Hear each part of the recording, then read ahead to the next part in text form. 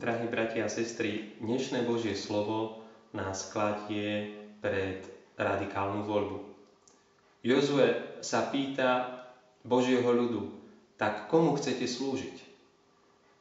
Zrejme videl na ich živote isté pokrivkávanie, ale hneď dodáva, my a môj dom, my chceme slúžiť Pánovi.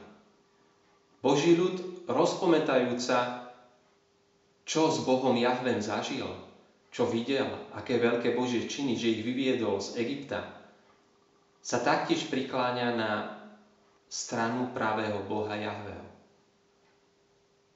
Ježiš Kristus, pokračujúc evanjeliu v rozprave o Eucharistii, o dôležitosti jedenia jeho tela, pitia jeho krvi, ktorý prináša život, tiež naráža na istý odpor jeho učeníkov. Učeníci nechápu presne, čo Ježiš chce a zdá sa im to veľa. Ježiš však necúva. Ježiš pokračuje. Ježiš sleduje Božie učenie, sleduje učenie o pravde, o láske. Ježiš nepotrebuje k tomu, aby kráčal ďalej potlesk v sále. A pýta sa ich svojich apoštolov, aj vy chcete odísť? A vtedy Peter vyznáva, a Pane, ku komu by sme išli? Veď my sme spoznali a uverili, že Ty si Boží svätý.